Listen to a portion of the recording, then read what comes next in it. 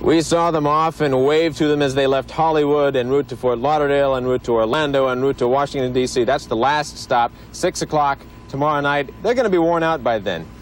I guarantee it. I'm not worn out yet. Judd Hirsch is here. We're going to talk to him in just a couple of minutes. We'll be right back.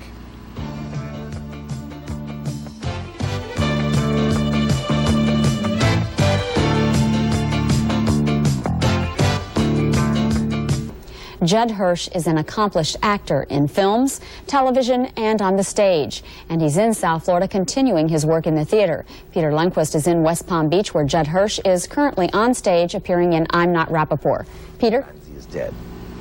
Thanks, Jill. We're sitting here discussing what it's like to work in a play called I'm Not Rappaport, and the name is what part of the problem is, right? Yes, well, it seems to be a problem only because I find it out late. I mean, in headlines they'll say things like there's a rapport in Rappaport. Right. Watch the rapport in Rappaport. And actually there was a man who really thought the name of the show was I Have No Rapport, which in a way is the opposite of the show. Well, I have to confess, I haven't seen the show either. I don't think many people here in South Florida have seen it, although around the country, the reviews have been pretty much raves, haven't they? Yeah, everywhere we go. We still have to, it's fun because whenever we go to a new place, we never know who's heard and whether they've seen it in New York. Many of the people have come to see it on the road who have already seen it in New York. Yeah.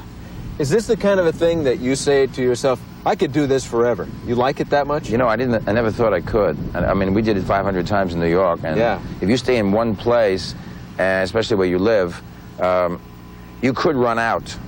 You could possibly run out. So we took a little break, and then we thought that if we did it on the road, you know, I used to think about those people who did things for 2 years and 3 years, like Yul Brynner, right, in King and I.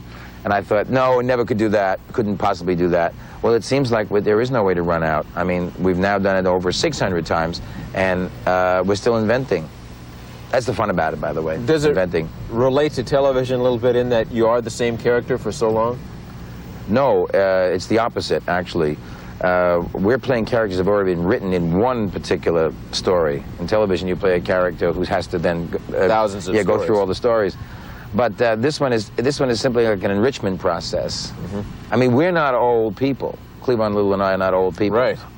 You knew that. Yes, I knew that. I knew that the gray, or they just gray up your hair up here.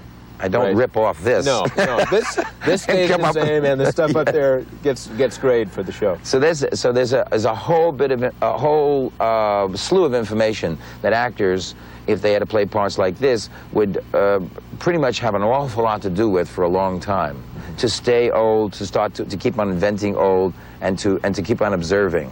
And if you know what I'm talking about, there's an endless there's an endless variety of what old is. Because when I really had to find out what it was to be an 81-year-old person, I went to an old age home and looked for 81-year-old people or 80s or whatever. And there was a man who came into the room and they said, Mr. Stevens, this is Mr. Hirsch. And he ran to me and tap danced, shook my hand and said, I'm very busy. And they said, well, we won't keep you long. And I said, by the way, how old are you? He said, I'm 91. And I said, well, I can't use you. You're too old. Who would believe it? Yeah.